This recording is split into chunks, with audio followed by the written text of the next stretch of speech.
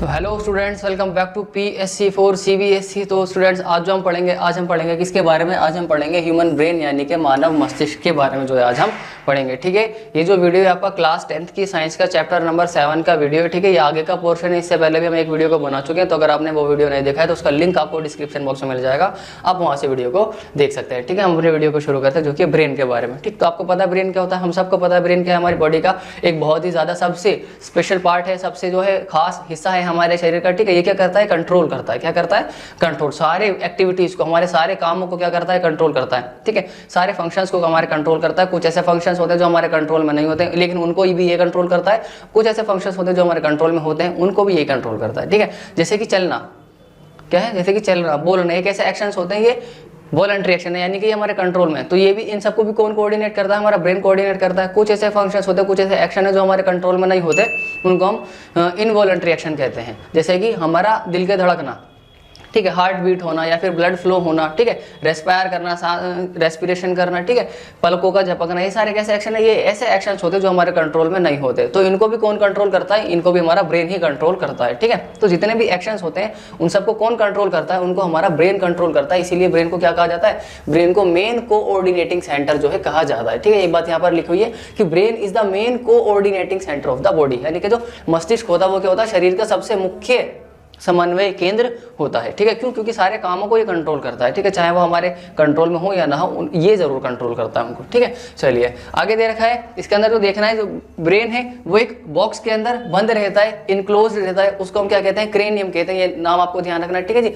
इसको brain box भी कहा जाता है। ठीक है, एक नंबर में पूछा जा सकता है। तो जो ब्रेन होता है वो किसके अंदर बंद रहता है? एक ब्रेन बॉक्स होता है, उसके अंदर बंद रहता है, जिसका नाम रहता है क्रेनियम। इसको हिंदी में कपाल कहते हैं। क्या कहते हैं? कपाल कहते हैं। तो जो मस्तिष्क होता है वो किसके अंदर बंद रहता है? कपाल के अंदर बंद रहता है, यानी कि संलग्न रहता है, उसके अंदर सिचुएटेड, फिट रहता है उसके अंदर। ठीक है, और एक और चीज है इसके अंदर, सेरिब्रोस्पाइनल फ्लूइड। क्या है? Cerebrospinal fluid. कभी कभी क्या होता है, हम कूद रहे होते हैं या कभी कभी हमारा सिर टकरा जाता है दीवार के अंदर, किसी गेट के अंदर ठुक जाता है। ठीक है, तो क्या होता है, हमें झटका सा लगता है, तो वो झटका डायरेक्ट हमारे दिमाग तक ना लग जाए, इसीलिए हमारे जो ब्रेन बॉक्स होता है उसके बाद एक फ्लूइड भरा हुआ रहता है, उसके अंदर क्या बोलते हैं? उसको सेरिब्रोस्पाइनल फ्लूइड बोलते हैं। ये क्या करता है? ये उस झटके को एब्जॉर्ब कर लेता है, उस शॉक को एब्जॉर्ब कर लेता है। इसको शॉक एब्जॉर्बर कहते हैं। इसको हम आगे पढ़ेंगे। ठीक है, ये क्या होता है, कैसे काम करता है, इसको हम आगे पढ़ेंगे। ये कहाँ पर होता है ब्रेन में, इसको भी आगे ही देखेंगे हम। ठीक है, तो इसको अभी आपको इतना ध्यान रखना है कि जो ब्रेन होता है वो एक बॉक्स के अंदर बंद रहता है, उसका नाम क्रेनियम है, हिंदी में कपाल कहते हैं उसको। ठीक है, और एक फ्लूइड होता है जिसका नाम है सेरिब्रोस्पाइनल फ्लूइड। ये क्या करता है? झटकों को एब्जॉर्ब कर लेता है, सारे जो शॉक होते हैं उनको एब्जॉर्ब कर लेता है। इसका नाम, इसको क्या कहता है? इसको क्या कहा जाता है? इसको प्रघात अवशोषक भी कहा जाता है। इसको सेरिब्रोस्पाइनल फ्लूइड को क्या कहा जाता है? इसको शॉक एब्जॉर्बर भी जो है कहा जाता है। ठीक है, ये दोनों चीज आपको ध्यान रखनी है, क्रेनियम भी नाम ध्यान रखना है और साथ में सेरिब्रोस्पाइनल फ्लूइड जो नाम है ये भी ध्यान रखना है। ठीक है, आगे जो मोस्ट इंपोर्टेंट जो ब्रेन होता है वो 3 हिस्से हैं उसके। पहला है फोर ब्रेन, दूसरा है मिड ब्रेन और तीसरा है हाइंड ब्रेन। पहला है अग्र मस्तिष्क, दूसरा है मध्य मस्तिष्क और तीसरा है पश्चिम मस्तिष्क। अब बारी बारी से इनके बारे में पढ़ते हैं। सबसे पहले हम पढ़ेंगे किसके बारे में? फोर ब्रेन के बारे में। ठीक है, मोस्टली केसेस में। ठीक है, हम पढ़ रहे थे अपने दिमाग के सबसे पहले हिस्से के बारे में, यानी किसके बारे में? हम पढ़ रहे थे फोर ब्रेन के बारे में। किसके बारे में? फोर ब्रेन के बारे में, जिसको हिंदी में कहा जाता है अग्र मस्तिष्क। ठीक है, तो इसमें क्या होता है कि दे रखा है सबसे ज्यादा स्पेशलाइज्ड पार्ट है ब्रेन का। क्या है? जो ब्रेन है, ब्रेन के 3 हिस्से हैं, पहला फोर ब्रेन, दूसरा मिड ब्रेन, तीसरा हाइंड ब्रेन। तो जो फोर ब्रेन है वो क्या है? सबसे ज्यादा कॉम्प्लेक्स कह लो या फिर सबसे ज्यादा स्पेशल पार्ट कह लो ब्रेन का है। ठीक है, फिर उसके बाद ये क्या करता है? ये कौन से एक्शंस को कंट्रोल करता है? जैसे कि मैंने आपको बताया, जो हमारा ब्रेन है वो वॉलंटरी एक्शंस को भी कंट्रोल करता है और वो इनवॉलंटरी एक्शंस को भी कंट्रोल करता है। तो जो ब्रेन है, ब्रेन का कौन सा हिस्सा है जो वॉलंटरी एक्शन को कंट्रोल करता है और कौन सा हिस्सा है जो इनवॉलंटरी एक्शंस को कंट्रोल करता है? ठीक है, तो जो फोर ब्रेन होता है ये क्या है? ये सारे के सारे वॉलंटरी एक्शंस को कंट्रोल करता है, यानी कि लिखना, चलना, बोलना। ठीक है, ये सब को, ये सारे एक्शन किसकी वजह से कंट्रोल हो पाते हैं? फोर ब्रेन की मदद से ही कंट्रोल हो पाते हैं। यानी कि इन सबको कौन कंट्रोल करता है? फोर ब्रेन, यानी कि अग्र मस्तिष्क इनको कंट्रोल करता है। ऐच्छिक क्रिया को कौन कंट्रोल करता है? अग्र मस्तिष्क इनको जो है कंट्रोल करता है, यानी कि इनका नियंत्रण अग्र मस्तिष्क जो है करता है। अगला, जो भी हम पढ़ते हैं, जो भी हम याद करते हैं, वो सारी की सारी इन्फॉर्मेशन कहाँ पर स्टोर होती है? हमारे ब्रेन में। वो सारी की सारी इन्फॉर्मेशन हमारे फोर ब्रेन में स्टोर होती है। ठीक है, ये लिखा हुआ है स्टोर इन्फॉर्मेशन, यानी कि जितनी भी मेमोरी होती है वो कहाँ पर होती है? हमारे ब्रेन में, फोर ब्रेन में जो है रहती है। ठीक है, यानी कि जानकारी का संग्रहण, जितनी भी हम जानकारी प्राप्त करते हैं वो सारी की सारी कहाँ पर इकट्ठी होती है? वो सब जानकारी हमारे अग्र मस्तिष्क में जो इकट्ठी होती है। ठीक है, भूख का जो हमें पता चलता है वो भी कहाँ से पता चलता है? फोर ब्रेन से ही जो पता चलता है। भूख से जुड़ा केंद्र किससे जुड़ा हुआ रहता है? भूख का केंद्र यानी कि अग्र मस्तिष्क से फोर ब्रेन से जुड़ा हुआ रहता है, ठीक है। और जितने भी हमको जलन का, चुभने का, ठंड का, जिस भी चीज़ का एहसास होता है, जो भी चीज़ें हम सेंस करते हैं, वो सब भी कहाँ से पता चलता है हमको? फोर ब्रेन से यानी कि अग्र मस्तिष्क से पता चलता है, ठीक है जी। Receive the sensory impulses from various parts of the body and integrated. मान लीजिए कोई सुई चुभी हमें, ठीक है, उस चुभने का मैसेज जाएगा दिमाग तक, और वो दिमाग के कौन से हिस्से तक जाता है? वो फोर ब्रेन तक जाता है। फिर उसके बाद वापस मैसेज वापस यहाँ पर आता है और हम हाथ हटा लेते हैं, ठीक है। तो ये क्या हो गया? इन्फॉर्मेशन गई है कहाँ तक गई है? फोर ब्रेन तक। और फोर ब्रेन तक मैसेज गया है, इसलिए हमें पता चला कि हमें कुछ चुभा, या बाहर बहुत ज्यादा ठंड है, बाहर बहुत ज्यादा गर्मी है। ये चीजें हमें महसूस होती हैं किसकी वजह से? फोर ब्रेन की वजह से। तो जितने भी सेंसेस होते हैं, जितने भी सेंस होते हैं, उन सबको कौन रिसीव करता है? Fore brain. यहाँ पर ये दिया हुआ है, ठीक है। आगे देखा main thinking part of the body. और जो फोर ब्रेन होता है वो क्या होता है? सबसे ज्यादा थिंकिंग पार्ट होता है, सबसे ज्यादा सोचने वाला हिस्सा जो दिमाग का कौन सा है? वो फोर ब्रेन है, यानी कि अग्र मस्तिष्क है, ठीक है। चलिए आगे देख लेते हैं। आगे देखा मिड ब्रेन के बारे में। किसके बारे में? मिड ब्रेन के बारे में, यानी कि मध्य मस्तिष्क के बारे में। अभी हमने पढ़ा था मस्तिष्क के सबसे आगे वाले हिस्से के बारे में, अब हम पढ़ लेते हैं बीच वाले हिस्से के बारे में। जैसे कि ये आपको देखने को मिल रहा होगा, ठीक है, ये वाला हिस्सा, ये क्या है? ये पूरा मिड ब्रेन है, ठीक है। ये पूरा हिस्सा क्या है? ये मिड ब्रेन है। ये क्या करता है? फोर ब्रेन को हाइंड ब्रेन से कनेक्ट करता है। क्या करता है? फोर ब्रेन को हाइंड ब्रेन से कनेक्ट करता है, ठीक है। देखा यहाँ पे कंट्रोल्स इनवॉलंटरी एक्शन।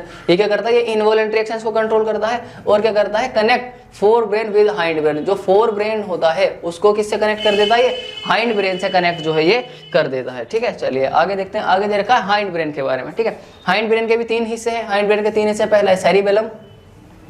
पहला है सेरिबेलम, दूसरा है मेड्यूला और तीसरा है पोन्स, ठीक है। तो सेरिबेलम है ये क्या करता है? जितना भी हमारे बॉडी का बैलेंस है उसको मेंटेन करता है, ठीक है। यहाँ पर दे रखा है maintains posture and balance of the body. जैसे कि हम चलते हैं तो सीधे सीधे चल पाते, ऐसा तो नहीं चलते चलते गिर गए, किसी चीज से टकरा जाते हैं या कहीं ठोकर लग जाती है तो अलग बात है, तब गिर सकते हैं। लेकिन अगर सीधे सीधे चल रहे हैं रोड पर तब तो नहीं गिरते। तो उस बैलेंस को कौन मेंटेन करके रखता है? सेरिबेलम मेंटेन करके रखता है। और ये कहाँ पर होता है? हाइंड ब्रेन में होता है, ठीक है। चलिए ये क्या करता है? शरीर के संतुलन को बनाए रखते हैं। कौन? अनुमस्तिष्क जो है वो शरीर के संतुलन को बनाए रखता है, ठीक है। और जितने भी बॉडी की मूवमेंट होती है उसको कंट्रोल करता है, ठीक है। चलिए आगे दे रखा है मेड्यूला। मेड्यूला भी क्या करता है? इनवॉलंटरी एक्शंस को कंट्रोल करता है। मेड्यूला किसको कंट्रोल करता है? जैसे कि ब्लड प्रेशर, मैंने आपको बताया था कुछ इनवॉलंटरी एक्शंस उनको भी हमारा ब्रेन ही कंट्रोल करता है। जैसे कि ब्लड प्रेशर का मैंने नाम लिया था, ठीक। तो ब्लड प्रेशर को भी कौन कंट्रोल करता है? मेड्यूला। और सलाइवेशन को कौन कंट्रोल करता है? मतलब हमारे माउथ के अंदर जो सलाइवा बनता है उसको कौन कंट्रोल करता है? मेड्यूला। और साथ में वोमिटिंग को भी कौन कंट्रोल करता है? मेड्यूला ही जो है कंट्रोल करता है, ठीक है। फिर उसके बाद आगे देखा पोन्स किसको कंट्रोल करता है? रेगुलेशन ऑफ रेस्पिरेशन को कौन कंट्रोल करता है? हमारा पोन्स कंट्रोल करता है। अभी जो ये सारे एक्शंस है ये क्या है? हमारी कंट्रोल में नहीं होते हैं। सांस लेना हमारे कंट्रोल में नहीं होता, ठीक है। ब्लड प्रेशर, जो खून दौड़ रहा है हमारे शरीर के अंदर, उसका दौड़ना हमारे कंट्रोल में नहीं है, ठीक है। जो सलाइवा हमारे बॉडी के अंदर बन रहा है, हमारे माउथ के अंदर बन रहा है, वो भी हमारे कंट्रोल में नहीं है, ठीक है। तो ये है कि ये सारे इनवॉलंटरी एक्शंस, और इन सारे इनवॉलंटरी एक्शंस को कौन कंट्रोल करता है? Hind brain. अब हाइंड ब्रेन के भी अलग अलग हिस्से हैं, पहला सेरिबेलम, दूसरा मेड्यूला, तीसरा पोन्स। सेरिबेलम किसको कंट्रोल करता है? हमारी बॉडी के पोस्चर को और बैलेंस को, जो हमारा शरीर का बैलेंस होता है, संतुलन होता है, उसका बना के रखता है, ठीक है। साथ में जो बॉडी की मूवमेंट होती है, जितनी भी गति होती है, उनको कंट्रोल करता है, ठीक है। और मेड्यूला किसको कंट्रोल करता है? मेड्यूला कंट्रोल करता है ब्लड प्रेशर को, रक्तदाब को, जो खून का प्रेशर होता है, रक्तदाब होता है, उसको कंट्रोल करता है, ठीक है। लार आने को, सलाइवेशन को कंट्रोल करता है। और साथ में वोमिटिंग, यानी कि वामन लिखा हुआ है यहाँ पर, इसको वमन कर लेना, ठीक है। यहाँ पर ये आका डंडा नहीं आएगा, वमन है, ठीक है। वमन मतलब उल्टी आना, तो उसको भी कौन कंट्रोल करता है? मेड्यूला ही जो है उसको कंट्रोल करता है, ठीक है। फिर इसका आगे दे रखा है पोन्स किसको कंट्रोल करता है? पोन्स रेस्पिरेशन को, यानी कि श्वसन को कंट्रोल करता है। श्वसन का नियमन कौन करता है? पोन्स जो है श्वसन का नियमन करता है, ठीक है। चलिए ये तो हो गया दिमाग के बारे में, ठीक। अब आगे देख लेते हैं। आगे the body is designed so that the brain sits inside the bony box, यानी कि क्या कहा गया कि बॉडी का इस तरीके से डिजाइन किया गया है कि जो ब्रेन होता है, ब्रेन किसके अंदर फिट हो जाता है? ब्रेन बोनी बॉक्स के अंदर जो है फिट हो जाता है, ठीक है। किसके अंदर फिट हो जाता है? ब्रेन बोनी बॉक्स के अंदर जो है फिट हो जाता है। यहाँ पर दे रखा है मस्तिष्क एक हड्डियों के बॉक्स में क्या रहता है? अवस्थित रहता है। किसके अंदर फिक्स रहता है? किसके अंदर फिट रहता है? एक हड्डी का बॉक्स है जिसको हम क्रेनियम कहते हैं, उसके अंदर जो है जो ब्रेन है वो फिक्स रहता है, ठीक है। Inside the bony box, the brain is contained fluid filled with balloon which provides further shock absorber। क्या कहा गया है? जो बोनी बॉक्स होता है उसके अंदर brain is contained a fluid filled balloon. एक फ्लूइड फिल्ड बलून होता है, एक ऐसा गुब्बारा होता है जिसके अंदर फ्लूइड भरा हुआ रहता है, जो कि मैंने आपको शुरू में बताया था, सेरिब्रोस्पाइनल फ्लूइड। ये उसी फ्लूइड की बात हो रही है जो कि क्या करता है? Which provides further shock absorber, जो क्या करता है? शॉक को एब्जॉर्ब करता है, ठीक है। बॉक्स के अंदर तरल पूरित गुब्बारे में मस्तिष्क होता है, ठीक है। बॉक्स है, बॉक्स के अंदर क्या है, एक गुब्बारा जिसके अंदर तरल भरा हुआ है, ठीक है, फ्लूइड भरा हुआ है, ठीक, उसके अंदर हमारा मस्तिष्क होता है। और ये जो तरल पूरित गुब्बारा होता है ये क्या करता है, प्रघात को अवशोषक करता है, यानी कि जितने भी झटके होते हैं उन सबको झेल लेता है, ठीक है। और इस गुब्बारे का नाम क्या था, मैंने आपको बताया था सेरिब्रोस्पाइनल फ्लूइड इस गुब्बारे का नाम था, ठीक है। चलिए आगे दे रखा है स्पाइनल कॉर्ड। स्पाइनल कॉर्ड क्या होता है, इसको कौन प्रोटेक्ट करता है, स्पाइनल कॉर्ड को हमारी वर्टिब्रल या फिर जो बैकबोन होती है, रीढ़ की हड्डी, उसको वो जो है स्पाइनल कॉर्ड को कंट्रोल, उसको प्रोटेक्ट करती है, यानी कि उसकी सुरक्षा करती है। कौन, मेरुरज्जु को कौन सुरक्षा करता है, रीढ़ की हड्डी। रीढ़ की हड्डी द्वारा जो मेरुरज्जु होता है वो कैसा रहता है, सुरक्षित रहता है, ठीक है। चलिए आगे है, आगे दे रखा है कोऑर्डिनेशन इन प्लांट्स। प्लांट्स में किस तरीके से कोऑर्डिनेशन होता है वो अब हम आगे देखते हैं, ठीक है। तो अब कोऑर्डिनेशन इन प्लांट्स यानी कि पादपों में समन्वय, देखो पादपों में समन्वय किस तरीके से होता है, ठीक है। तो इससे पहले हम अपने अंदर समझ लेते हैं हमारी बॉडी के अंदर कोऑर्डिनेशन किसकी वजह से हो पाता है, क्योंकि हमारी बॉडी के अंदर नर्वस टिश्यू प्रेजेंट होता है जिसकी वजह से हम कोऑर्डिनेशन कर पाते हैं। जैसे कि मान लीजिए कोई गर्म चीज रखी हुई है, उसको हमने जाने अनजाने में छू दिया, तो क्या होगा, एकदम से उससे हम हाथ हटा लेंगे, तो ये क्या हुआ, हमने एक रिस्पॉन्स करा, तो ये क्या हो गया, कोऑर्डिनेशन हो गया, ठीक है। किसकी वजह से हुआ, क्योंकि हमारी बॉडी के अंदर क्या है, नर्वस टिश्यूज है, नर्वस सिस्टम है हमारी बॉडी का एक, जिसकी वजह से हम ये सब कर पाते हैं। कोई गर्म चीज होती है उसके पास से हम एकदम से हाथ हटा लेते हैं, कहीं खतरा हमें नजर आता है तो हम क्या हो जाते हैं, एकदम से पीछे की तरफ जो है हो जाते हैं। तो ये सब किसकी वजह से कर पाते हैं, क्योंकि हमारी बॉडी के अंदर एक नर्वस सिस्टम होता है जिसकी वजह से हम कोऑर्डिनेशन कर पाते हैं। लेकिन ये जो कोऑर्डिनेशन है ये प्लांट्स किस तरीके से कोऑर्डिनेट करते हैं, ठीक है। जैसे कि आपने देखा होगा जो छुई मुई की पत्तियां होती हैं, टच मी नोट जो प्लांट होता है, अगर उसको छू दो तो उसकी सारी पत्तियां बंद हो जाती है। अब प्लांट्स के पास कोई कोऑर्डिनेशन सिस्टम तो होता नहीं है, यानी कि कोई नर्वस सिस्टम तो उसके पास होता नहीं है, प्लांट्स के पास ब्रेन तो है नहीं, प्लांट्स के पास जो है स्पाइनल कॉर्ड तो है नहीं, तो ये किस तरीके से कोऑर्डिनेट करता है। जब हम किसी भी छुई मुई के पत्ते को छू दे तो वो सारी पत्तियां उसकी बंद हो जाती है, उसको कैसे पता चलता है कि उसको किसी ने छू दे और वो एकदम से मूवमेंट हो जाती है, सारी पत्तियां बंद हो जाती है। तो ये कोऑर्डिनेशन है ये प्लांट्स में किस तरीके से होता है ये हम देखते हैं, ठीक है। तो दे रखा है यहाँ पर animals have a nervous system for containing and coordinating the activities of the body. जो एनिमल्स होते हैं उनके पास क्या होता है, एनिमल्स के पास हमारे पास नर्वस सिस्टम होता है जिसकी वजह से हम क्या कर पाते हैं, कोऑर्डिनेट कर पाते हैं, ठीक है। ये दे रखा है यहाँ पर कि शरीर की क्रियाओं को नियंत्रण एवं समन्वय करने के लिए जंतुओं में क्या चीज, जंतुओं में क्या होता है, तंत्रिका तंत्र होता है। लेकिन plants have neither a nervous system nor muscles. Plants के पास ना तो मसल्स होती हैं, ना तो मांस होता है प्लांट्स के अंदर, और ना ही उनके पास नर्वस सिस्टम यानी कि नर्वस टिश्यू होता है, उनके पास कोई न्यूरॉन्स वगैरह प्लांट्स के पास तो नहीं होते हैं, ये यहाँ पर दे रखा है। लेकिन पादपों में ना तो तंत्रिका तंत्र होता है और ना ही पेशियां होती हैं। तो प्लांट्स किस तरीके से रिस्पॉन्ड करते हैं ये आगे दे रखा है। So how do the response to the stimuli, तो वो स्टिमुली को किस तरीके से रिस्पॉन्स करते हैं, जो कोई उद्दीपन होता है उसके लिए उसके प्रति किस तरीके से अनुक्रिया वो जो है करते हैं, यहाँ पर दे रखा है, ठीक। तो प्लांट्स हैं वो दो तरह की मूवमेंट्स दिखाते हैं, क्या करते हैं, प्लांट्स जो है दो तरह की मूवमेंट जो है दिखाते हैं, ठीक। जैसे कि यहाँ पर देखिए कि दिखा रखा है यहाँ पर, अगर ये टच मी नॉट प्लांट है, इसको जब छुआ जाता है तो उसकी सारी पत्तियां क्या हो जाती हैं, बंद हो जाती हैं। अब इसको पता कैसे लगता है कि इसको किसी ने छुआ है और उस छूने से ही पत्तियां बंद हो गई हैं। तो ये जो कोऑर्डिनेशन हो पा रहा है प्लांट्स में किस तरीके से हो पा रहा है यही हम देख रहे हैं, ठीक। तो हमें यही बताया गया है कि प्लांट्स के पास ना तो नर्वस सिस्टम है, प्लांट्स के पास ना तो नर्वस सिस्टम है और ना ही मसल्स हैं, ना तो जो पेड़ है, पेड़ पौधे हैं पादपों में, ना तो तंत्रिका तंत्र है और ना ही पेशियां है। तो वो किस तरीके से जो है अनुक्रिया करते हैं किसी भी उद्दीपन के प्रति, ठीक है। कोई भी स्टिमुलस हो रहा है उसके स्टिमुलस में वो किस तरीके से रिस्पॉन्स करते हैं, जबकि उनके पास कोई नर्वस सिस्टम है ही नहीं। तो दे रखा है जो प्लांट्स होते हैं वो दो तरह की मूवमेंट दिखाते हैं। क्या करते हैं प्लांट्स, दो तरह की मूवमेंट दिखाते हैं। पहली तो होती है इंडिपेंडेंट ऑफ ग्रोथ और दूसरी होती है डिपेंडेंट ऑन ग्रोथ, यानी कि प्लांट दो तरह की मूवमेंट करते हैं। एक मूवमेंट तो वो होती है जिससे कि प्लांट की ग्रोथ होती है, लेकिन एक मूवमेंट वो होती है कि प्लांट के अंदर मूवमेंट होती है लेकिन उससे प्लांट की ग्रोथ नहीं होती है। तो दोनों के बारे में हम पढ़ेंगे, ठीक है। पहली तो है वृद्धि से मुक्त गति और दूसरी वृद्धि पर आश्रित गति। तो दो तरीके की गति है जो प्लांट दिखाते हैं। एक तो गति जब प्लांट के अंदर होती है तो उसमें उनकी वृद्धि होती है, लेकिन एक गति वो ऐसी दर्शाते हैं जिनके अंदर वो गति तो होती है लेकिन उस गति से उनकी वृद्धि नहीं होती है। तो दोनों के बारे में हम पढ़ेंगे, ठीक है। तो सबसे पहले दे रखा इंडिपेंडेंट ऑफ ग्रोथ यानी कि वृद्धि से मुक्त गति, यानी कि गति तो हो रही है, मूवमेंट तो हो रही है, लेकिन उसकी मूवमेंट से उस गति से उसकी प्लांट की वृद्धि नहीं हो पा रही है, यानी कि उसकी ग्रोथ नहीं हो पा रही है। तो जैसे कि टच मी नॉट प्लांट है, क्या है, एक ये टच मी नॉट प्लांट है, ठीक है। तो ये दे रखा है dropping of leaves of touch me not plant on touching it. तो देखो यहाँ पर क्या हो रहा है, जब हम पत्ती को छूते तो सारी पत्तियां बंद हो जाती है, तो जो लीव्स है इसकी जो पत्तियां उनके अंदर एक मूवमेंट हो रहा है, लेकिन इस मूवमेंट से कोई ग्रोथ तो नहीं हो रही, कोई वृद्धि तो नहीं हो रही, प्लांट बड़ा तो नहीं हो रहा इससे।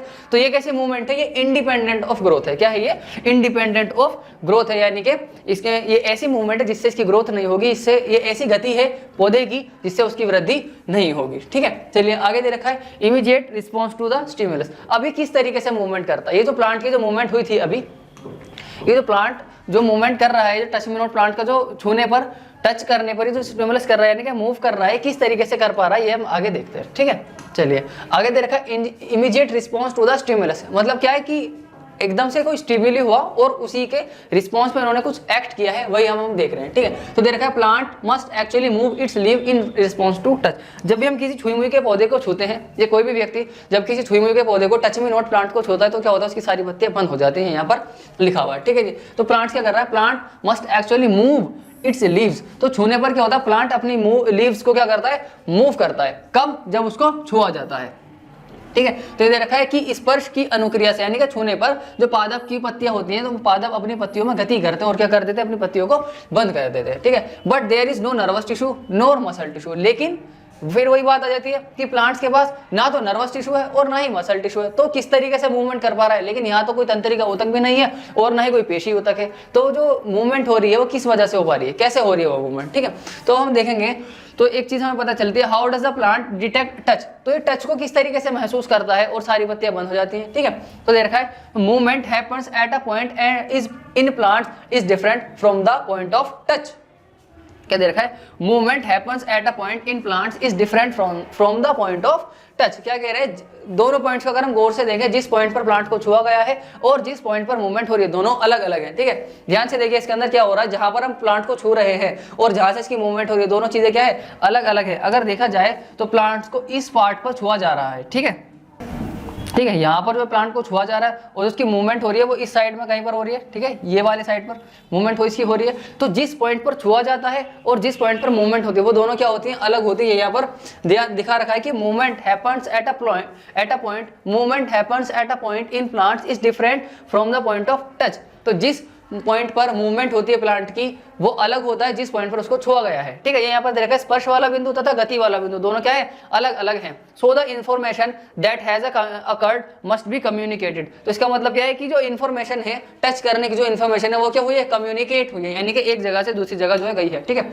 यहाँ पर प्लांट को छुआ गया था लेकिन मूवमेंट तो इसके दूसरी साइड पर हो रही है, तो क्या हुआ, जहां से छुआ गया है वहां से जहां पर मूवमेंट हो रही है उस पॉइंट तक क्या हुआ है, इन्फॉर्मेशन को भेजा गया है, उसका कम्युनिकेट किया गया है। ठीक है, ये यहाँ पर दे रखा है so the information that has occurred must be communicated, यानी कि जो इन्फॉर्मेशन है उसको क्या किया गया है, कम्युनिकेट किया गया, उसको एक जगह से दूसरी जगह भेजा गया है। स्पर्श होने की सूचना संचारित होनी चाहिए, मतलब एक जगह से दूसरी जगह गई है। अब वो कैसे गई है वो हम आगे देख लेते हैं। ठीक है, तो plants use electrical chemical means to convey this information from cell to cell. तो प्लांट क्या करते हैं, इलेक्ट्रिकल केमिकल का इस्तेमाल करते हैं इन्फॉर्मेशन को भेजने के लिए एक सेल से दूसरी सेल में। ये दे रखा है plants use electrical chemical means to convey this information from cell to cell.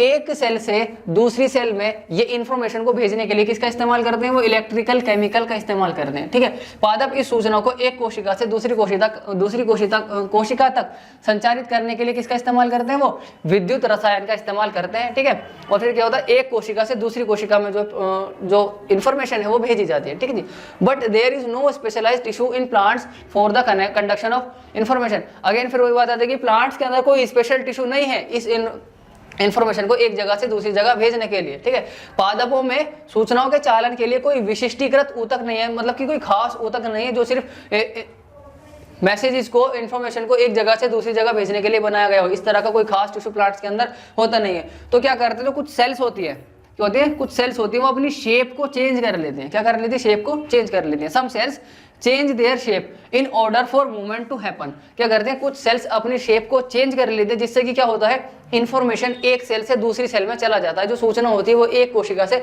दूसरी कोशिका में चली जाती है। अब ये अपनी शेप को किस तरीके से चेंज करते हैं, तो ये अपनी शेप को चेंज करते हैं वाटर की अमाउंट को, किसको, वाटर की अमाउंट को अपने अंदर चेंज करके। क्या करके, वाटर की अमाउंट को अपने अंदर चेंज करके, या तो अपने अंदर से पानी को निकाल देती हैं या तो अपने अंदर पानी को भर लेती है। और अपने अंदर वाटर की अमाउंट को चेंज करके वो क्या करती हैं, वो मूवमेंट करती है, जिससे कि क्या होता है, प्लांट जो एक जगह, जो मैसेज है वो एक जगह से दूसरी जगह चला जाता है, ठीक है जी। Plant cells change their shape by the changing the amount of water in them, ठीक है जी। अपनी शेप को किस तरीके से चेंज करते हैं, वो अपने अंदर से पानी की मात्रा को, वाटर की अमाउंट को चेंज करके, या तो कम करेंगे अपने अंदर पानी की मात्रा को या फिर ज्यादा करेंगे, ठीक है जी। रिजल्टिंग इन द स्वेलिंग और श्रिंकिंग, अगर वो अपने अंदर पानी की मात्रा को बढ़ा लेते हैं तो स्वेल हो जाएंगी, फूल जाएंगी, लेकिन अगर अपने अंदर पानी की मात्रा को कम कर लेती है तो वो कैसी हो जाएंगे, वो श्रिंक हो जाएंगे, सिकुड़ जाएंगे, ठीक है जी। And therefore in changing shape, और इससे क्या होगा, उनकी शेप चेंज होगी, और उनकी शेप चेंज होने से क्या होगा, मैसेज जो है, जो इन्फॉर्मेशन है वो एक सेल से दूसरी सेल में जाएगा, और जब इन्फॉर्मेशन एक सेल से दूसरी सेल में जाएगा तब क्या होगा, मूवमेंट होने लग जाएगी, ठीक है जी। तो इस तरीके से क्या होता है, प्लांट्स के अंदर मूवमेंट होता है। जो टच मी नॉट प्लांट है वो इस तरीके से क्या करता है, रिस्पॉन्ड करता है किसी भी स्टिमुलस के लिए, ठीक है। आगे दे रखा है मूवमेंट ड्यू टू ग्रोथ, क्या दे रखा है, मूवमेंट ड्यू टू ग्रोथ। अभी जो हमने पढ़ा था वो हमने पढ़ा था मूवमेंट इंडिपेंडेंट ऑफ ग्रोथ, यानी कि मूवमेंट तो हो रही है लेकिन उससे ग्रोथ का कोई लेना देना नहीं है। लेकिन अब हम पढ़ेंगे ऐसी मूवमेंट जिससे, जो कि किस पर डिपेंड करती है, ग्रोथ पर डिपेंड करती है। मूवमेंट होगी लेकिन साथ में ग्रोथ भी होगी, ठीक है, वो अब हम पढ़ते हैं, ठीक। तो हम इसके अंदर ट्रोपिज्म पढ़ने हैं, ठीक है। सबसे पहला तो है फोटोट्रोपिक, क्या है, फोटोट्रोपिज्म, दूसरा है जियोट्रोपिज्म, और फिर तीसरा है कीमोट्रोपिज्म, और चौथा है हमारा हाइड्रोट्रोपिज्म। तो सबसे पहले फोटोट्रोपिज्म देख लेते हैं। फोटोट्रोपिज्म का मतलब क्या है, फोटो का मतलब होता है लाइट, क्या है, फोटो का मतलब है लाइट। तो प्लांट्स के अंदर जो मूवमेंट लाइट की तरफ होती है, लाइट की तरफ जब प्लांट मूवमेंट करने लग जाता है, उसी मूवमेंट को हम क्या कहते हैं, फोटोट्रोपिज्म कहते हैं, ठीक है जी। मूवमेंट्स टुवर्ड्स लाइट, जो मूवमेंट प्लांट के अंदर लाइट की तरफ होती है, प्रकाश की तरफ होती है, उसी को हम क्या कहते हैं, फोटोट्रोपिज्म कहते हैं, ठीक है। जैसे कि ये जो प्लांट का हिस्सा है, तो ऊपर वाला जो हिस्सा है इसका, स्टेम वाला जो हिस्सा है, शूट वाला जो पार्ट है इसका, क्या करता है, लाइट की तरफ, ऊपर की तरफ बढ़ता है, तो ये क्या करता है, फोटोट्रोपिज्म करता है, ठीक है। लेकिन जो इसका जियोट्रोपिज्म है, क्या है, जियोट्रोपिज्म, मूवमेंट टुवर्ड्स ग्रेविटी। इसके अंदर क्या होता है, जो मूवमेंट होती है वो ग्रेविटी की तरफ होती है। ग्रेविटी किस तरफ लगती है, नीचे की तरफ लगती है। ग्रेविटी किधर लगती है, ग्रेविटी लगती है नीचे की तरफ। और जो रूट है, रूट भी नीचे की तरफ मूवमेंट करती है। तो जो रूट के अंदर जो मूवमेंट होती है वो कौन सी मूवमेंट होती है, वो आपकी जियोट्रोपिज्म यानी कि गुरुत्वानुवर्तन होती है, क्योंकि गुरुत्वाकर्षण बल की तरफ इसकी मूवमेंट हो रही है, इसकी गति हो रही है, तो इस गति को हम क्या कहते हैं, गुरुत्वानुवर्तन गति कहते हैं। और पौधे में गुरुत्वानुवर्तन गति कहाँ पर होती है, ये आपकी जड़ में होती है। कहाँ पर होती है, जड़ में होती है, ठीक है जी। जड़ की गुरुत्व बल की दिशा में गति, गुरुत्व बल की दिशा किस तरफ होती है, नीचे की तरफ होती है। और जड़ भी किस तरफ गति करता है, नीचे की तरफ गति करता है। तो जड़ की गति है वो किस तरफ है, गुरुत्व बल की दिशा में गति है, इसलिए इसको हम क्या कहते हैं, गुरुत्वानुवर्तन कहते हैं, ठीक है। और जो तने की गति होती है वो किस तरफ होती है, प्रकाश की तरफ होती है, इसीलिए इसको क्या कहा जाता है, प्रकाशानुवर्तन कहा जाता है। तना क्या करता है, प्रकाशानुवर्तन करता है। जड़ क्या करती है, गुरुत्वानुवर्तन करती है। जो स्टेम है वो क्या करता है, स्टेम फोटोट्रोपिज्म करता है। और जो रूट है वो जियोट्रोपिज्म करता है, ठीक है। देखिए यहाँ पर ये जो पार्ट दे रखा है आपको, ऊपर की तरफ चल रहा है, तो इसका स्टेम वाला हिस्सा, ये वाला हिस्सा, ये किधर जा रहा है, ऊपर की तरफ जा रहा है। तो ऊपर की तरफ मूवमेंट कर रहा है, तो कौन सी मूवमेंट कर रहा है, ये फोटोट्रोपिज्म। क्यों, क्योंकि ये लाइट की तरफ जा रहा है, ठीक। और ये नीचे की तरफ जा रहा है, ग्रेविटी नीचे की तरफ लगती है, और ये भी किधर जा रहा है, नीचे की तरफ मूवमेंट कर रहा है। इसका मतलब क्या है, ये कौन सी मूवमेंट कर रहा है, जियोट्रोपिज्म। तो जो रूट की मूवमेंट होती है वो जियोट्रोपिज्म यानी कि गुरुत्वानुवर्तन होती है। और जो तने की मूवमेंट होती है, स्टेम की जो मूवमेंट होती है, वो फोटोट्रोपिज्म यानी कि प्रकाशानुवर्तन उसको हम कहते हैं, ठीक है। चलिए आगे देखा, कीमोट्रोपिज्म ऐसी मूवमेंट है जो कि किस तरफ होती है, केमिकल्स की तरफ होती है, ठीक है। जो मूवमेंट केमिकल्स की तरफ होती है उसको हम कहते हैं कीमोट्रोपिज्म यानी कि मूवमेंट्स टुवर्ड्स द केमिकल। इसको क्या कहा जाता है, कीमोट्रोपिज्म यानी कि रसायन अनुवर्तन, पौधे के भागों की, रसायनों की और गति। जब पौधे में गति रसायन की तरफ होने लग जाती है तो उसके अंदर क्या, उसको क्या कहते हैं, उसको हम कहते हैं रसायन अनुवर्तन, उसको हम जो है कहते हैं। अगला है हाइड्रोट्रोपिज्म। हाइड्रोट्रोपिज्म का मतलब है जब मूवमेंट वाटर की तरफ होने लग जाती है। किधर होने लग जाती है, मूवमेंट जब वाटर की तरफ होने लग जाती है उसको हम कहते हैं हाइड्रोट्रोपिज्म, ठीक है। मूवमेंट टुवर्ड्स वाटर, ठीक है। देखिए यहाँ पर ये रखा हुआ है, ये इस तरफ पानी है, ये सारा हिस्सा पानी का है, ठीक है। और ये क्या है, रूट से। तो रूट की मूवमेंट किस तरफ हो रही है, पानी की तरफ हो रही है, तो इसको क्या कहा जाएगा, इसको कहा जाएगा हाइड्रोट्रोपिज्म। क्या कहा जाएगा इसको, हाइड्रोट्रोपिज्म यानी कि जलानुवर्तन इसको कहा जाएगा। क्योंकि जो जड़ की जो गति है वो किस तरफ हो रही है, पानी की तरफ हो रही है, तो इसको क्या कहेंगे हम, जल की तरफ इसकी गति हो रही है, तो इसको कहेंगे हम जलानुवर्तन यानी कि हाइड्रोट्रोपिज्म, इसको इंग्लिश में जो है कहेंगे। क्यों, क्योंकि किस तरफ मूवमेंट हो रही है, वाटर की तरफ मूवमेंट जो है हो रही है। कीमोट्रोपिज्म किसको कहते हैं, जब मूवमेंट लाइट की, सॉरी मूवमेंट केमिकल्स की तरफ होने लग जाती है उसको कीमोट्रोपिज्म कहा जाता है। और जब मूवमेंट वाटर की तरफ होती है तो उसको हाइड्रोट्रोपिज्म जो है कहा जाता है, ठीक है। चलिए आगे चलते हैं। आगे दे रखा है प्लांट हार्मोन। अब हमारा हार्मोन वाला पार्ट बचता है, ठीक है। तो आज की वीडियो में हम सिर्फ इतना ही रखते हैं, ठीक है। तो जो भी आपको पढ़ाया गया है वो आपको याद रखना है, ठीक है। फिर हम प्लांट्स हार्मोन अगली वीडियो में करेंगे, ठीक। तो जो भी आपको पढ़ाया गया उसको कॉपी में लिखिए, उसको रिवाइज करिए, याद करिए उसको, ठीक है। प्लांट हार्मोन पता होने से पहले हमें यही पता होना चाहिए कि हार्मोन किसको कहते हैं, क्या होता है हार्मोन, ठीक है। तो हार्मोन ऐसे केमिकल, ऐसे रसायन होते हैं जो कि क्या कराते हैं, वृद्धि कराते हैं, ग्रोथ कराते हैं हमारे शरीर के अंदर, ठीक है। अब ये सिर्फ हमारे शरीर के अंदर ही नहीं होते, ये प्लांट्स के अंदर भी होते हैं। तो प्लांट्स के अंदर किस तरीके से ग्रोथ कराते हैं, कौन सा हार्मोन क्या ग्रोथ कराता है, किस पार्ट को ग्रो कराता है प्लांट के अंदर, पहले हम वो देख लेते हैं, ठीक है। तो सबसे पहले प्लांट हार्मोन जो हमें पढ़ना है, वो सबसे पहले हमें पढ़ना है ऑक्सिन के बारे में। किसके बारे में, ऑक्सिन के बारे में। हिंदी में भी इसको ऑक्सिन ही कहा जाता है। तो ये सबसे पहला प्लांट हार्मोन है, ठीक है। ये क्या करता है, ये सेल के इलोंगेशन में मदद करता है, यानी कि ये प्लांट हार्मोन है जो कि सेल को ग्रो कराता है। और किस तरीके से सेल ग्रो कराता है, सेल की लेंथ को बढ़ाता है, लंबाई बढ़ाता है कोशिका की, किसकी, कोशिका की लंबाई को बढ़ाता है। Helps the cell to grow longer, cell को लंबा होने में मदद करता है, सेल को लॉन्ग होने में, आप लिख सकते हैं इलोंगेशन ऑफ सेल करवाता है, ठीक है। सेल की लंबाई बढ़ाता है, ठीक है। तो यहाँ पर लिखा हुआ है when growing plants detect light, जब कोई ग्रो करता हुआ पौधा, कोई ग्रोइंग प्लांट डिटेक्ट को लाइट करता है, तो एक हार्मोन होता है जिसका नाम है ऑक्सिन, वो बनने लग जाता है at the shoot tip. Plant की शूट टिप पर एक हार्मोन बनने लग जाता है जिसका नाम क्या है, हार्मोन ऑक्सिन है, ठीक है। और वो क्या कराता है, वो सेल को लॉन्ग होने में मदद करता है, ठीक है। ये दे रखा है कि जब वृद्धि करता पादप प्रकाश को संसूचित करता है, मतलब लाइट को महसूस करता है, तो एक हार्मोन है जिसका नाम ऑक्सिन है, वो क्या करता है, प्रारोह के अग्रभाग में जो टिप होता है उसके सबसे ऊपर वाले हिस्से में, टिप वाले पार्ट में, जो शूट होता है, शूट के सबसे टिप वाले पार्ट में क्या होता है, बनने लग जाता है। और क्या करता है, कोशिकाओं की लंबाई में वृद्धि करता है, मतलब कोशिकाओं को कैसे बढ़ाता है, वो लंबा कोशिका को जो है कर देता है, ठीक है। When light is coming from one side of plant, oxygen diffuses towards the shady side of the shoot. यहाँ पर क्या कहा गया कि जब पौधा है, पौधे पर जिस डायरेक्शन में, जिस तरफ से लाइट पड़ रही है, तो ये दूसरी तरफ जो है चला जाता है, ठीक है। मान लीजिए एक तरफ से लाइट पड़ रही है, तो क्या होता है, दूसरी तरफ ही जिस पार्ट पर लाइट नहीं पड़ रही होती है, ऑक्सीजन उस तरफ जो है चला जाता है, ठीक है। जैसे कि मान लीजिए एक पौधा है और यहाँ पर ये सब क्या है, ये सब लाल वाले जो पार्ट आपको दिख रहे हैं, ये सब ऑक्सीजन है, ठीक है। अब धूप क्या आ रही है, ऊपर से सन की लाइट आ रही है, ऊपर से सनलाइट आ रही है, तो क्या हुआ, मान लीजिए सन थोड़ा सा साइड में हो गया, अब क्या होगा, अब लाइट इस तरफ आ रही है, तो ये वाला पार्ट जो, ये तो लाइट के कांटेक्ट में, लेकिन अगर मैं बात करूं इस वाले पार्ट की, तो ये लाइट के कांटेक्ट में नहीं है। ये कौन सा, ये शैडो पार्ट है, ठीक है। तो जो ऑक्सीजन होता है वो किधर चला जाता है, शैडो वाले पार्ट की तरफ डिफ्यूज हो जाता है, ठीक है। जिस तरफ लाइट पड़ रही होती है वो उस तरफ नहीं जाता, जिस तरफ शैडो होती है, जिस तरफ छाया रहती है, वो उस वाले पार्ट पर चला जाता है। और उस वाले पार्ट पर जाने के बाद क्या करता है, सेल को इलोंगेशन में हेल्प करता है, यानी कि कोशिकाओं की लंबाई को जो है बढ़ाता है। यहाँ पर दे रखा है When light is coming from one side of the plant, जब लाइट प्लांट के एक साइड पर आती है, तो ऑक्सीजन जो है डिफ्यूज हो जाता है, दूसरी तरफ चला जाता है, towards the shady side of the plant. Oxygen diffuses towards the shady side of the shoot, यानी कि ऑक्सीजन किस तरफ चला जाता है, जिस तरफ छाया होती है, शेडी वाले पार्ट पर, छाया वाले भाग पर जो है ऑक्सीजन जो है चला जाता है, ठीक है। जब पादप पर एक ओर से प्रकाश आ रहा होता है, तब ऑक्सीजन विसरित होकर प्रारोह के छाया वाले भाग में आ जाता है। ऑक्सीजन किधर चला जाता है, छाया वाले भाग में आ जाता है। अब ये कह सकते हैं कि जो होता है अवे फ्रॉम द लाइट रहता है, इसको लाइट पसंद नहीं है, लाइट से दूर भागना पसंद करता है, ठीक है। यहाँ पर दे रखा है this concentration of oxygen stimulates the cell to grow on the side of shoot which away from the light. और ये क्या होता है, अब ये छाया वाले हिस्से की तरफ चला गया, शैडो वाले पार्ट पर चला गया, तो अब शैडो वाले पार्ट पर चला गया, इसका काम क्या है, इलोंगेशन कराना। तो ये प्लांट के उस हिस्से को बढ़ाता है जिस पर धूप नहीं पड़ती है, जो छाया वाला भाग रहता है ना, उस पार्ट को ये ग्रो करवाता है, ठीक है। यहाँ पर दे रखा है तो प्रारोह की प्रकाश से दूर वाली साइड में ऑक्सीजन का सांद्रण कोशिकाओं को लंबाई में वृद्धि के लिए उद्दीपित करता है। यानी कि क्या कह रहे हैं कि प्रकाश से दूर वाली साइड में, क्या प्रकाश से दूर वाली साइड, एक पौधे का एक ऐसा हिस्सा है जिस पर प्रकाश पड़ रहा है, और एक ऐसा हिस्सा जिस पर प्रकाश नहीं पड़ रहा। तो जिस हिस्से पर प्रकाश नहीं पड़ रहा है, उस हिस्से को ऑक्सीजन क्या करता है, उस हिस्से की कोशिकाओं में लंबाई कराता है, लंबाई बढ़ाता है, और वहां पर वृद्धि जो है करवाता है, ठीक। Thus plants appears to bend towards the light. इसकी वजह से हमें क्या होता है, प्लांट जो है लाइट की तरफ मुड़ता हुआ दिखता है। क्यों, क्योंकि एक तरफ तो ऑक्सीजन है, दूसरी तरफ ऑक्सीजन नहीं है। तो एक तरफ अभी हमने लास्ट वीडियो में बात किया था, जो प्लांट होता है किस तरफ जाता है, लाइट की तरफ मूव करता है। और जब लाइट की तरफ मूव करता है उसको हम क्या कहते हैं, उसको हम फोटोट्रोपिज्म कहते हैं, ठीक। तो एक पार्ट ऐसा भी रहेगा जिस तरफ धूप नहीं पड़ रही होगी, तो वो वाला हिस्सा किस तरीके से ग्रो करता है, ऑक्सीजन की वजह से वो पार्ट जो है ग्रो करता है, ठीक है।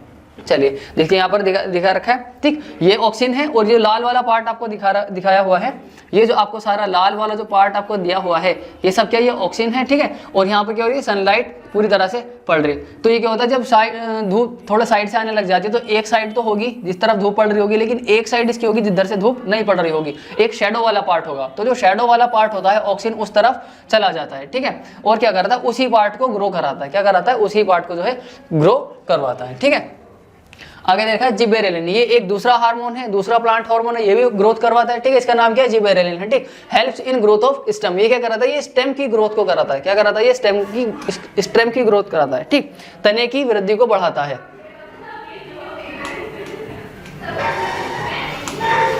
ठीक है। ये क्या करता है? तने की वृद्धि में सहायक होता है। कौन? जिबेरेलिन। अगला है साइटोकाइनिन। साइटोकाइनिन क्या करता है? ये सेल डिवीजन को प्रमोट करता है। किसको करता है? प्रमोट्स सेल डिवीजन, ठीक। ये जिबेरेलिन क्या कराता है? स्टेम की ग्रोथ करवाता है, ठीक है। और ऑक्सिन क्या कराता है? जो शैडो वाला पार्ट होता है उस तरफ सेल इलोंगेशन करवाता है। जबकि जो साइटोकाइनिन है ये क्या करता है? सेल डिवीजन को प्रमोट करता है, ठीक है। कोशिका विभाजन को प्रेरित करता है, ठीक। आगे देखा present in the areas of rapid cell division. और साइटोकाइनिन कहां पर पाया जाता है? प्लांट के उन हिस्सों में पाया जाता है जहां पर क्या होता है? रैपिड सेल डिवीजन, यानी कि बहुत तेजी से कोशिका विभाजन हो रहा होता है, उन हिस्सों में पाया जाता है। जैसे कि फल वाले हिस्सों में क्या, फलों में क्या पाया जाता है? बेसिकली जिस टाइम पर फल पक रहा होता है उस टाइम पर क्या पाया जाता है? उस टाइम पर हम उसमें साइटोकाइनिन, यानी कि हिंदी में भी साइटोकाइनिन ही कहते हैं, तो साइटोकाइनिन पाया जाता है, ठीक है। ये क्षेत्रों में जहां कोशिका विभाजन तीव्र होता है वहां पर पाया जाता है। जैसे कि जो फ्रूट है, फल है, वहां पर पाया जाता है। जो बीज होते हैं, जो सीड होते हैं, उनमें पाया जाता है, ठीक है। आगे एब्सिसिक एसिड, ये एक ऐसा प्लांट हार्मोन है जो कि ग्रोथ करवाता नहीं है बल्कि ग्रोथ को रोकता है, इनहिबिट्स करता है, ठीक है।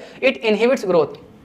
क्वेश्चन आ सकता है name the plant hormone which inhibits growth, उस प्लांट हार्मोन का नाम बताइए जो ग्रोथ को रोकता है, इनहिबिट करता है, ठीक है। उसका नाम क्या है? उसका नाम एब्सिसिक एसिड है, यानी कि एब्सिसिक अम्ल उसको कहा जाता है। और अगर पूछ लिया जाए कि उस प्लांट हार्मोन का नाम बताइए जो कि ग्रोथ को प्रोमोट कराता है, तो उसका नाम क्या है? उसका नाम साइटोकाइनिन है। साइटोकाइनिन कहां पर पाया जाता है? साइटोकाइनिन पाया जाता है आपका फ्रूट्स में, फल में और सीड में, यानी कि बीजों में पाया जाता है, ठीक। तो यहाँ पर है कि एब्सिसिक एसिड कहां पर पाया जाता है? जब कोई पत्ती झड़ के गिर जाती है, वो किसकी वजह से गिर जाती है? एब्सिसिक एसिड की वजह से जो है गिर जाती है। क्यों? क्योंकि क्या करता है? जो वृद्धि होती है उसका रोकता है, ठीक है। ये वृद्धि का समन्वय करता है, मतलब वृद्धि होने से रोकता है, जो ग्रोथ होती है उसको रोकता है, ठीक। जैसे कि पत्तियों का झड़ना, इसके अंदर सीधा सा एक एग्जाम्पल है, क्या है? पत्तियों का झड़ना या पत्तियों का मुरझाना। अगला आता है जंतु हार्मोन, एनिमल हार्मोन्स क्या होते हैं, ठीक। तो यहाँ पर दे रखा है hormones are the chemical substance secreted by the endocrine glands. इसमें एक चीज ध्यान रखनी है, हार्मोन्स क्या है, कहाँ से सिक्रेट होते हैं? वो एंडोक्राइन ग्लैंड से निकलते हैं। कहाँ से?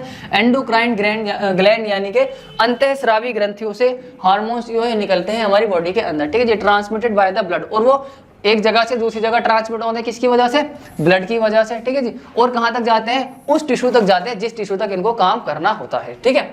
दे रखा है हार्मोन रासायनिक पदार्थ होते हैं और अंतःस्रावी ग्रंथियों द्वारा स्रावित होते हैं। कहां से निकलते हैं? हार्मोन अंतःस्रावी ग्रंथियों से स्रावित होते हैं, मतलब निकलते हैं, ठीक है। फिर उसके बाद और रक्त के साथ मिलकर, खून के साथ मिलकर क्या होता है? शरीर के उस अंग तक पहुंचते हैं जहां इन्हें काम करना होता है। अब हार्मोन अलग अलग जगह जाता है, तो ये हर हार्मोन का एक स्पेसिफिक काम है, तो एक स्पेसिफिक जगह भी होती है और ये उसी जगह पर जाते हैं। किसकी मदद से जाते हैं? खून में मिलकर उस जगह तक जो है अपने एक स्पेसिफिक फिक्स जगह तक जाते हैं, ठीक है। आगे दे रखा है कैरेक्टरिस्टिक्स ऑफ हार्मोन, हार्मोन की क्या क्या विशेषताएं हैं। ये कभी कभी 1-2 नंबर में क्वेश्चन आपका आ जाता है, ठीक है। तो सबसे पहला है they are specific chemical messengers. ये क्या होते हैं? ये स्पेसिफिक केमिकल मैसेंजर होते हैं। ऐसा नहीं कि दिन भर निकलते रहते हैं, ऐसा नहीं होता। ये एक फिक्स होते हैं, ठीक है। कुछ समय के लिए निकलते रहते हैं, एक टाइम आता है जिसके बाद इनका भी सिक्रेशन बंद हो जाता है, ठीक है। तो ये कैसे होते हैं? स्पेसिफिक केमिकल मैसेंजर होते हैं, ठीक। ये विशिष्ट रासायनिक संदेश वाहक हैं, ठीक। आगे दे रखा है they are secreted by endocrine glands. कहां से निकलते हैं? एंडोक्राइन ग्लैंड्स, यानी कि अंतःस्रावी ग्रंथियों से इनका श्रावण होता है, ये निकलते हैं, ठीक है। दे directly mix with the blood and reach different parts of the body. ये डायरेक्ट किसके साथ में मिल जाते हैं? ब्लड के साथ में मिल जाते हैं, यानी कि खून के अंदर मिल जाते हैं और अलग अलग हिस्सों में जहां पर इन्हें जाना होता है बॉडी के उस पार्ट तक ये चले जाते हैं। ये सीधे ही खून से मिल जाते हैं, रक्त से मिलकर शरीर के अलग अलग अंगों तक पहुंच जाते हैं, ठीक। दे एक्ट ऑन स्पेशल टिश्यू, और ये उसी जगह पर काम करते हैं जहां पर इन्हें काम करना होता है। They act on special tissue और organ which is called organ, ठीक है। ये विशेष ऊतक या अंग पर क्रिया करते हैं जिन्हें क्या कहा जाता है? लक्ष्य अंग जो है इनको कहा जाता है, ठीक है। चलिए आगे देख लेते हैं कौन सा प्लांट हार्मोन, जो कौन सा हार्मोन हमको किस तरह की ग्रोथ जो है करवाता है, ठीक है। तो सबसे पहले दे रखा है पिट्यूटरी ग्लैंड। क्या दिया हुआ है? सबसे पहला है पिट्यूटरी ग्लैंड, जिसको हिंदी में कहा जाता है पीयूष ग्रंथि। ये क्या कराता है? ग्रोथ कराता है। क्या कराता है? ग्रोथ कराता है। ग्रोथ हार्मोन है। कहां पर होता है? ये मिड ब्रेन में होता है। कहां पर होता है? हमारा जो मध्य मस्तिष्क है उसके अंदर ये होता है, ठीक। और ये क्या कराता है? रेगुलेट्स ऑफ ग्रोथ, यानी कि हमारी ग्रोथ को कंट्रोल करता है। कितना लंबा होना है, कितना लंबा नहीं होना, कोई बौना रह जाता है, तो उसका जो ग्रोथ का रेगुलेशन है, ग्रोथ का जो कंट्रोल है, वो किसके पास होता है? पिट्यूटरी ग्लैंड के पास होता है, ठीक है। पीयूष ग्रंथि के पास होता है। पिट्यूटरी ग्लैंड में कौन सा हार्मोन होता है? ग्रोथ हार्मोन होता है। अभी कहां पर होता है? मिड ब्रेन में। क्या करता है? ग्रोथ को रेगुलेट करता है, हमारी जो वृद्धि है, जो हमारी लंबाई है, उसको कंट्रोल करता है, ठीक है। अगला है थायराइड ग्लैंड। इसको हिंदी में भी थायराइड ग्रंथि कहा गया है। थायराइड में, थायराइड ग्लैंड में होता है थायरोक्सिन। क्या होता है? थायरोक्सिन। और ये कहाँ पर होता है? हमारे नेक, थ्रोट में या फिर गले में होता है, ठीक है। और ये क्या करता है? हमारे मेटाबॉलिज्म को कंट्रोल करता है। क्या करता है? Regulates metabolism for body growth. जो हमारा मेटाबॉलिज्म है उसको कंट्रोल करता है, ठीक है। जो उपापचय है उसका कंट्रोल करता है हमारी बॉडी के अंदर, ठीक है। चलिए अगला दे रखा है पेनक्रियाज, अग्न्याशय। पेनक्रियाज में कौन सा हार्मोन होता है? इंसुलिन होता है। अब ये क्या होता है? स्टमक के नीचे होता है, बिलो स्टमक, अग्न्याशय के नीचे पेनक्रियास होता है, उसके अंदर एक हार्मोन है जिसका नाम क्या है? इंसुलिन, हिंदी में भी इंसुलिन कहते हैं। ये क्या करता है? ये ब्लड में शुगर लेवल को कंट्रोल करता है। क्या करता है? ब्लड में शुगर लेवल को कंट्रोल करता है, रक्त में शर्करा का कंट्रोल, यानी कि शर्करा की मात्रा को कम ज्यादा ना हो जाए उसको कंट्रोल ये करता है, ठीक है। अगला आता है टेस्टिस यानी कि वृषण। इसके अंदर कौन सा हार्मोन होता है? इसके अंदर टेस्टोस्टेरोन हार्मोन होता है, ठीक है। ये क्या है? मेल हार्मोन है। क्या है ये? मेल हार्मोन है, ठीक है। Genital lower abdomen area, genital area में या फिर लोअर एब्डोमेन एरिया में होता है। और ये क्या करता है? जो प्यूबर्टी के दौरान जो चेंजेस आते हैं वो इसी हार्मोन की वजह से आते हैं। यहाँ पर लिखा हुआ है चेंजेस एसोसिएटेड विद प्यूबर्टी। तो जो प्यूबर्टी के दौरान जो लड़के में जो चेंज आते हैं वो किसकी वजह से आते हैं? टेस्टोस्टेरोन की वजह से आते हैं। टेस्टोस्टेरोन क्या है? एक हार्मोन है। कहाँ पर होता है? टेस्टिस के अंदर होता है, ठीक है। चलिए आगे हिंदी में वृषण, वृषण में से भी क्या निकलता है? टेस्टोस्टेरोन, जो कि कहाँ पर होता है? जननांग में होता है। और ये क्या करता है? जो यौवनारंभ की उम्र में जो शरीर के अंदर परिवर्तन आते हैं, बदलाव आते हैं, लड़कों की शरीर के अंदर जो परिवर्तन आते हैं उनको कंट्रोल करता है, ठीक है। वो जो बदलाव आते हैं, परिवर्तन आते हैं, वो किसकी वजह से आते हैं? टेस्टोस्टेरोन की वजह से आते हैं। अगला है ओवरीज, ईस्ट्रोजन। ओवरीज के अंदर कौन सा हार्मोन होता है? ईस्ट्रोजन। ये फीमेल हार्मोन है, मादा हार्मोन है, ठीक है। ईस्ट्रोजन फीमेल्स में होता है, ठीक है। ये भी कहां पर होता है? जेनिटल एरिया में होता है। और ये भी क्या कराता है? प्यूबर्टी के टाइम में जो फीमेल्स में, लड़कियों के अंदर जो चेंजेस पाए जाते हैं उनकी बॉडी के अंदर, वो किसकी वजह से पाए जाते हैं? वो ईस्ट्रोजन यानी कि हिंदी में भी ईस्ट्रोजन की वजह से ही पाए जाते हैं, ठीक है। अगला है एड्रीनल ग्लैंड। अगला क्या है? Adrenal gland. एड्रीनल ग्लैंड से क्या निकलता है? एड्रीनलिन हार्मोन निकलता है। और ये कहां पर होता है? हमारी किडनी के ऊपर होता है। कहां पर होता है? अबव द किडनी, किडनी के ऊपर होता है। और ये क्या करता है? ये कंट्रोल करता है हमारे ब्लड प्रेशर को और हार्ट बीट को कंट्रोल जो है करता है, ठीक है। ये दे रखा है जो एड्रीनल ग्रंथि होती है वो एड्रीनलिन, उसके अंदर से हार्मोन निकलता है। और ये कहां पर होते हैं? किडनी के दोनों तरफ होते हैं, दोनों किडनी के ऊपर होते हैं, ठीक है। और ये क्या करता है? जो हमारे दिल की धड़कन है और जो हमारा श्वसन दर है, जो हार्ट रेट, जो हमारा हार्ट बीट है और जो ब्लड प्रेशर है उसको कंट्रोल करता है। कौन? एड्रीनलिन। कहां पर होता है? एड्रीनल ग्लैंड के अंदर होता है, ठीक है। चलिए फिर उसके बाद अगला चैप्टर आपका हो गया है समाप्त। यहाँ पर आपका प्लांट हार्मोन, एनिमल हार्मोन पर आकर के आपका चैप्टर कंप्लीट हो जाता है, ठीक है। ये जो था टॉपिक, लास्ट टॉपिक था आपका, यहाँ पर आपका चैप्टर खत्म हो गया। तो आपको चैप्टर कैसा लगा? अच्छा लगा, बुरा लगा, जैसा भी लगा कमेंट करके बताइए, ठीक। जो आपको पढ़ाया गया वो समझ में आया है या नहीं समझ में आया तब भी कमेंट करिए, नहीं समझ में आया तब भी कमेंट करिए, कोई पार्ट जो समझ में नहीं आया है वो भी कमेंट करिए, ठीक है। और अगर वीडियो अच्छा लगा है तो वीडियो को लाइक कीजिए, चैनल पर नहीं है तो चैनल को सब्सक्राइब कीजिए और चैनल को अपने दोस्तों के साथ जरूर शेयर कीजिए।